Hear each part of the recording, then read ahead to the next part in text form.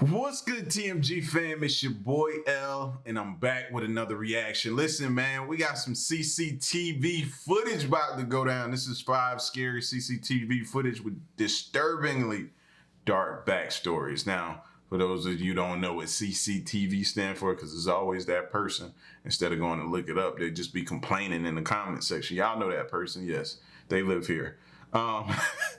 It's a closed circuit television, basically surveillance footage, right? Basically, that's what we're about to be watching. Some scary surveillance footage, all right?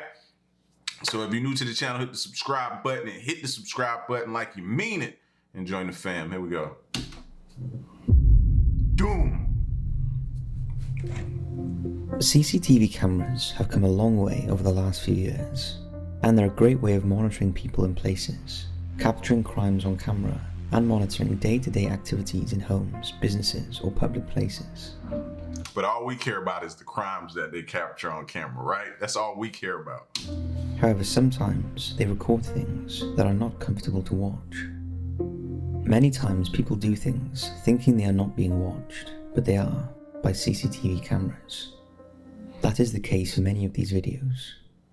So here we'll look at 5 incidents where the CCTV footage has added to the backstory of the chilling cases we're featuring. The Indian Hospital. This video shows just what some families will do in pursuit of inheritance money. The shocking footage was captured on a hospital security camera. It shows Dr. Jayasudha Manoharan, along with her 2 sons, visiting her 82-year-old father, Dr. Rajagopal, who is being treated in a private intensive care room at a hospital in India. The hospital is owned by Rajagopal's son and Dr. Jayasuda's sister. She can be seen gesturing to nurses to leave the room, leaving just herself and her 2 sons at the bedside of her ailing father. As soon as they leave, Jayasuda grabs her father's medical file. As she does, her elderly son can be seen retrieving documents from under his shirt. Apparently, they then threaten the sick man, saying they will harm him unless he agrees to sign the papers. When he refuses, Jayasuda produces an ink pad and forces a thumb impression from her father to sign all the papers. Once the documents are signed, the elder son again conceals them under his shirt. Jayasuda can be seen wiping the ink off her father's thumb with... Damn, bro, your own kids? Your own flesh and blood? Yo, that's crazy. Your own kids, bro. Like, you can't even trust your own kid. Like, that's gotta be tough, man. And you on pretty much possibly your deathbed right now, and your own kids is in there just taking advantage of you. A cotton pad and spirit. All the while, he appears to be protesting. Next, Jayasuda reaches under the bed and disconnects her father's heart IV line. This causes him to start bleeding, and a pool of blood starts to form on the floor close to Jayasuda's feet. Staff soon realize something is going on and enter the room. The eldest son then tries to leave with the medical file, but it is taken off him by a staff member. But as other staff enter the room, he manages to slip out unnoticed, and is later seen leaving the hospital on the exterior CCTV camera. Back in the ICC room, the patient tries to explain what has happened. But his daughter and young grandson deny everything, but are asked to leave anyway.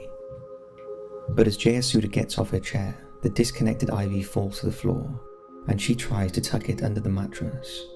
A nurse notices what she is doing and quickly reconnects the line, and saves the patient's life. With blood still on her hands, Jayasuda leaves the room along with the younger son, and is later seen on exterior CCTV running from the hospital pursued by medical staff. Despite the spillage, it wasn't realized what Jayasuda and her 2 sons were trying to do until the CCTV was reviewed. Police initially filed cases of trespassing, exploitation, and criminal intimidation against family, but He's safer in the hospital. I hope he don't never, like, if he get better, he need to stay in the hospital, bro. Man, his own kids, your own kids. Who can you trust nowadays? Like, if my kid, like, so what do? Let's say, hypothetically, he get better, right? He get better. Like, hypothetically, he get better, he get a little, it's a miracle. He come up out of there. Do you then take your kids out? What you do? You can't sleep comfortably because you know they coming for you. You gotta take them out, your own kids. Later changed that to attempted homicide. However, remarkably, the only action taken against Jayasuda and her son was a suspension from medicine for her and a warning for him. No action was taken against her younger son. Mr. Rajagopal passed away 2 months after the incident. I hope they got nothing. I hope they got nothing. Hope he left it to like some random person, maybe one of the nurses or the doctors in the hospital. I hope he left it to one of them. Terrifyingly easy. This next footage is a chilling reminder of how easily someone can break into your home while you are sleeping. It was captured on a home security camera on January the 10th, 2019, from a house in Castle Bromwich, Birmingham, in the United Kingdom. The masked burglar, who appeared to have a limp, first scales a fence into the rear garden of the property, where he triggers security lights. However, despite the bright light shining on him, he is undeterred and makes his way across the patio and peers through the glass doors into the home. Then he reaches into a bag and appears to pull out tools, which he uses to break the lock on the patio doors. He then slides open the door and listens in, before running away, apparently disturbed.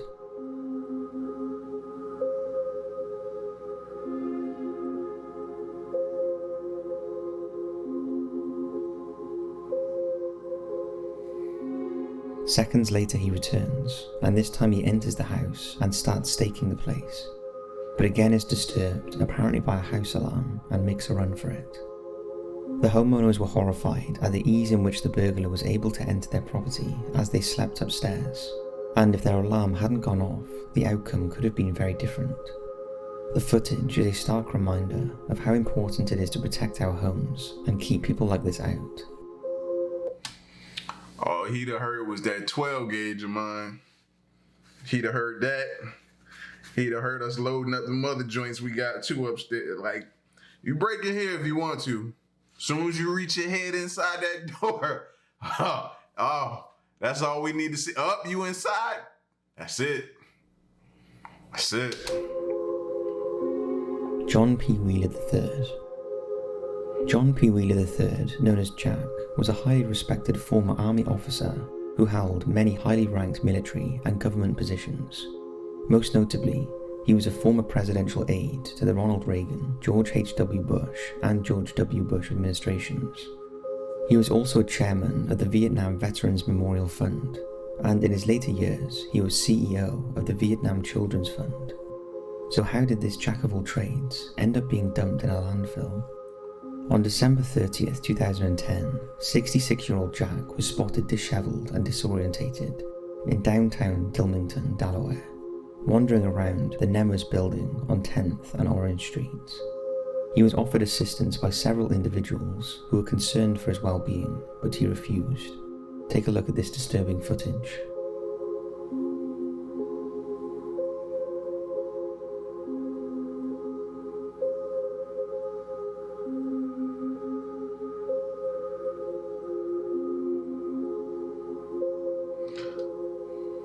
Can't really make out if he not like he's stumbling, so he don't appear or give off the signs of being drunk or intoxicated. So I would rule that out. You can't really tell if what he may be on or anything like that.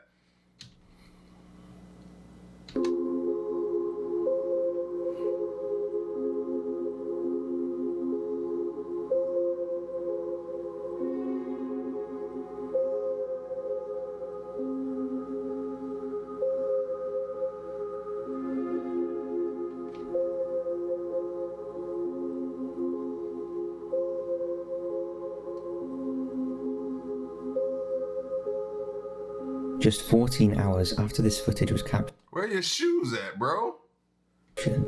Jack was seen by a landfill worker as he fell from a dumpster onto a trash heap in Cherry Island landfill, 13 miles from where this footage was taken. Investigations revealed that the day before the CCTV footage was captured, Jack was sighted at the Newcastle County Courthouse parking garage. He was disorientated and wearing only one shoe, as the other was ripped.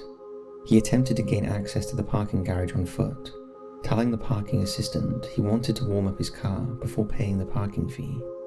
It was later established that Jack's car was not even parked there.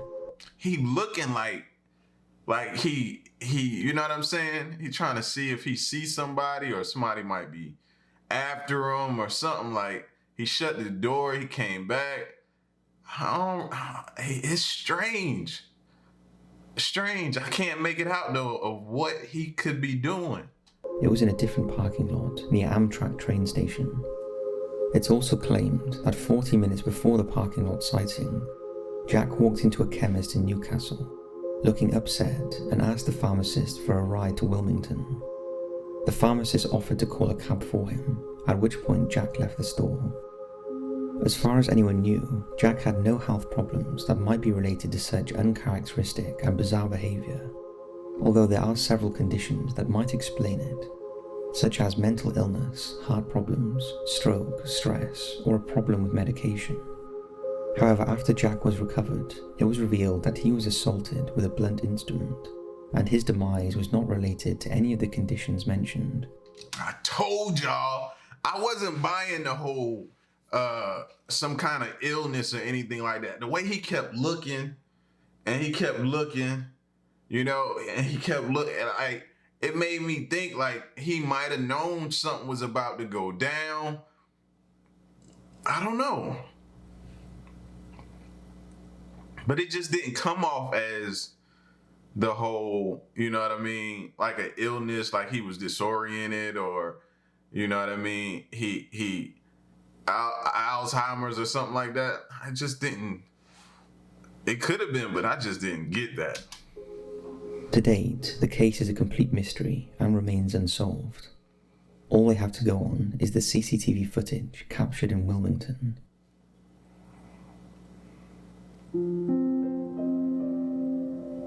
Allen Wood CCTV.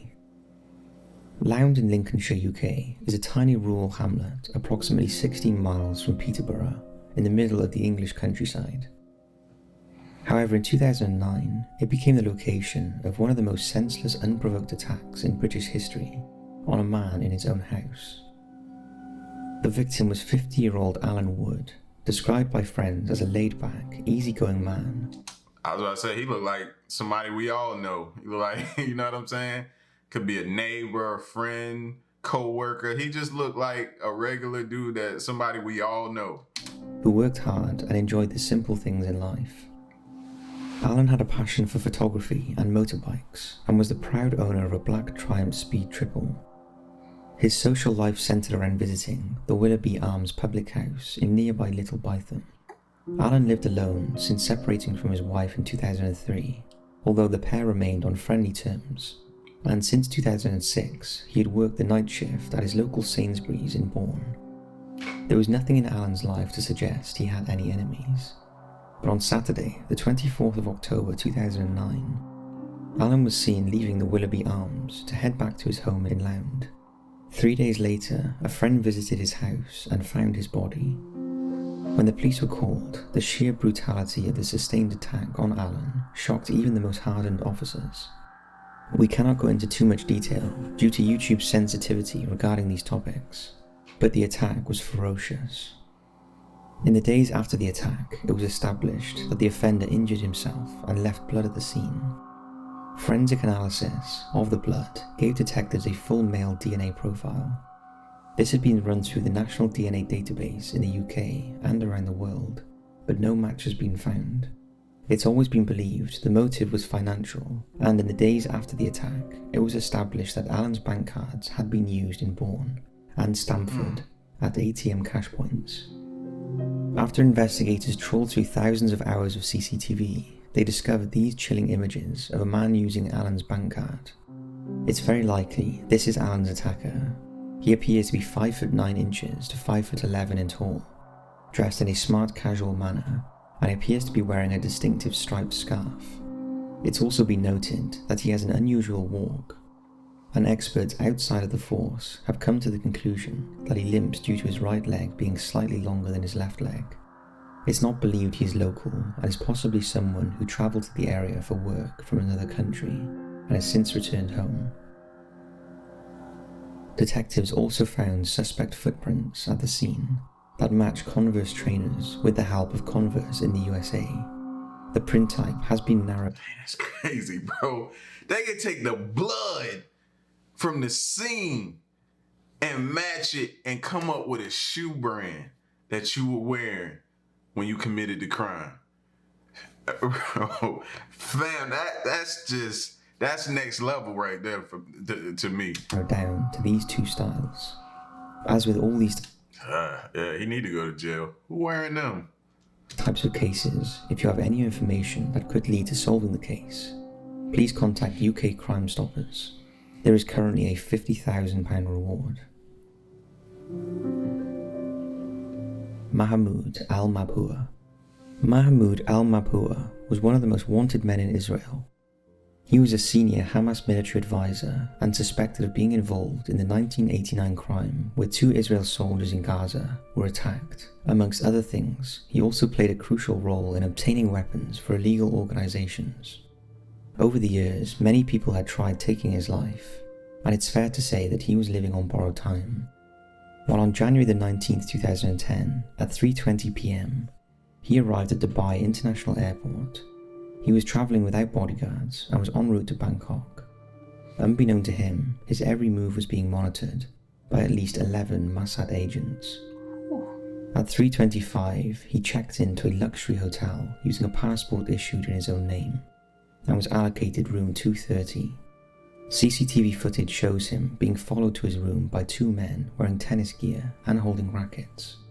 They then relay his room number to other agents using an encrypted personal communication device.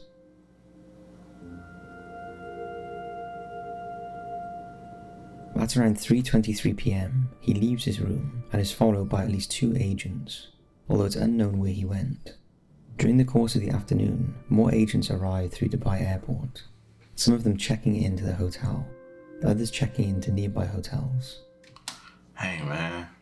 And Dubai has been on my list as one of my travel destinations I want to go to, bro. Man, they got me second thinking. One of the agents, known as Peter, rings the hotel Mohammed is staying at from a nearby hotel business center and asks to book room 237, the room opposite from room 230. He later arrives at the hotel and checks in, before handing a bag and the room key to another agent known as Kevin. Peter then leaves the hotel and makes his way back to the airport. Meanwhile, Kevin and a female agent known as Gail make their way to room 237.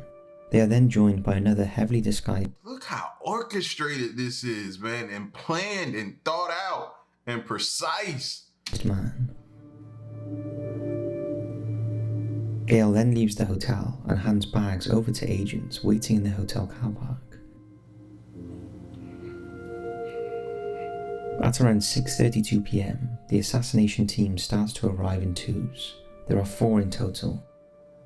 At around 8 p.m, 2 of the agents tried to gain entry to room 230, although they were disturbed when a guest exited the nearby lift. After distracting him, they managed to get in the room using an advanced electronic device.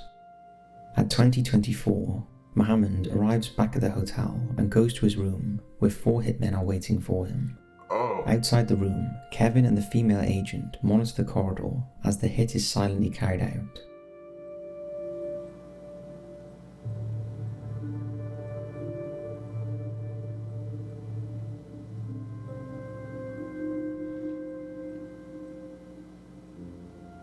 By 8:45, Mohammed is no more. At 8:46, 2 of the perpetrators are standing in front of the elevator. One you'll notice is still wearing a rubber glove. Following the hit, the various agents calmly leave the hotel, and over the next 12 hours, all the agents have left Dubai, fleeing to various destinations.